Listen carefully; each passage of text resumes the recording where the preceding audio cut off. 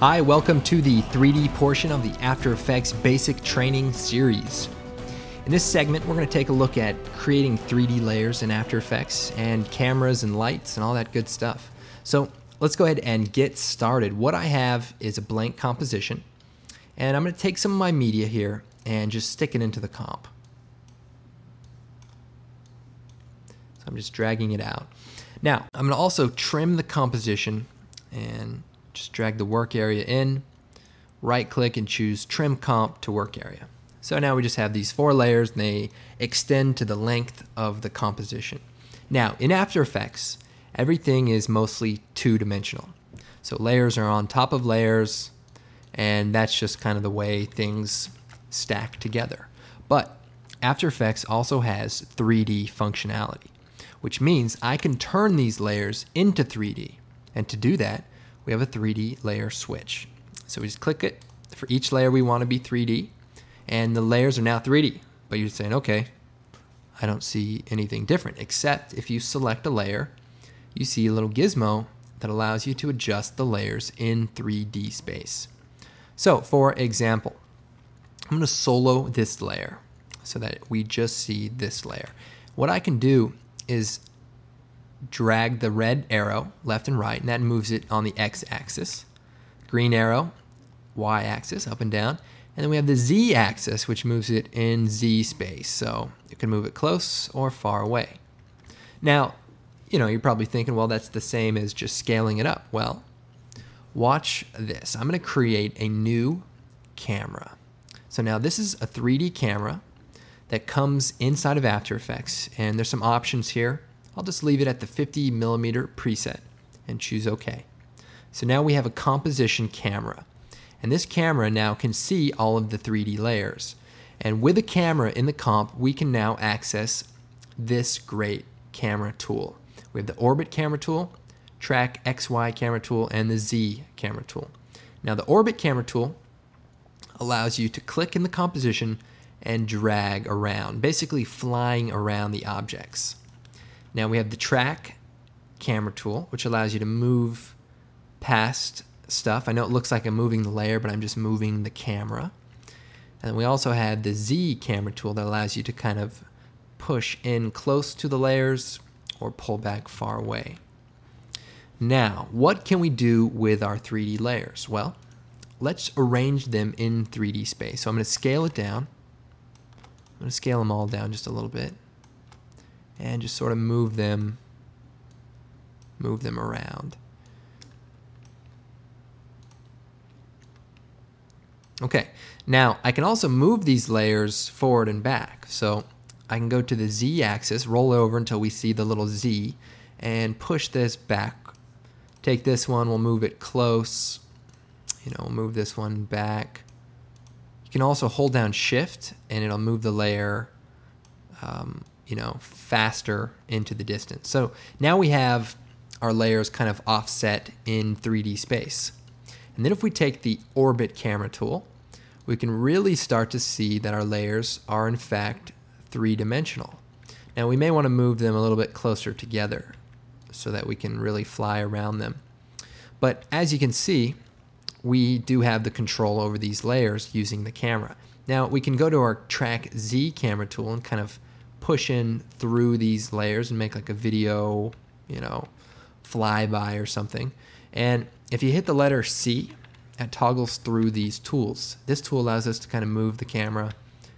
This one moves in, this one flies around. Now we also have access to so many more functions now that we're in 3D. For example, right now we have the active camera.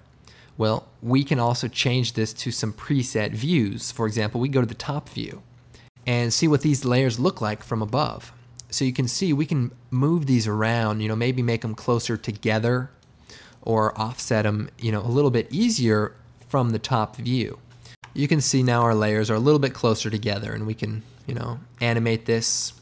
For example, if we go to the camera, bring down the transform properties, we can keyframe the position of the camera.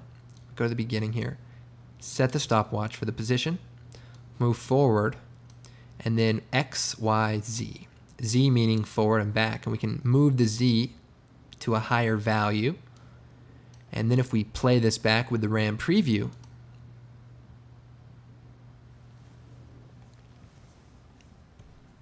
you can see we sort of push through the 3D layers. We can also add easy ease curves to this keyframe. So if we hit F9, if you remember from the animation segment, this will just make the animation a little bit smoother. Now I'm going to set the resolution to 1/4 so that it renders a bit faster, and I'll just hit preview.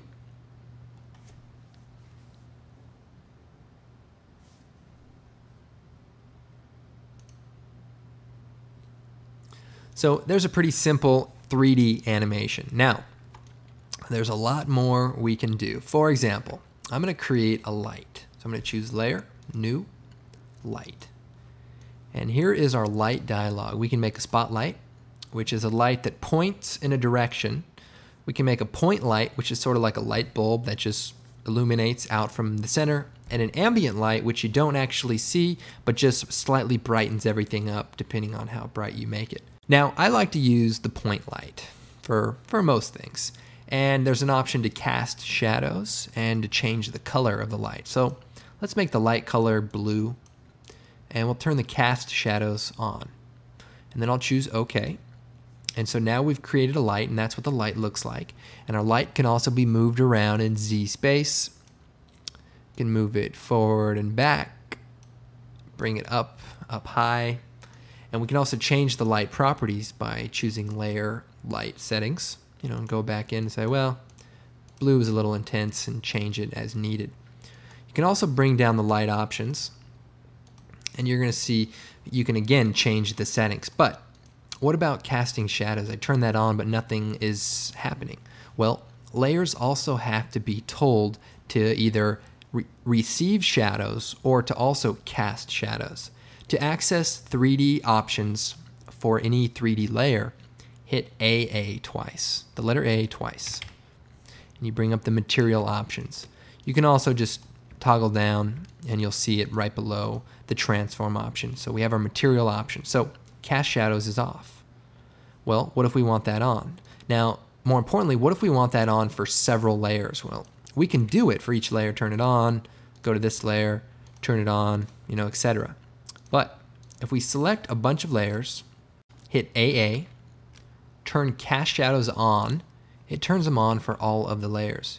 So let's put this light into a position to cast shadows. So I'm going to bring it forward, and now you can see a shadow is sort of casting right here. And I'm going to shut these layers off for a second. And then we're going to move this layer around, and we'll push it back closer to our other layer. And then I'm going to move my camera in a bit, and we're going to orbit around so we can see this.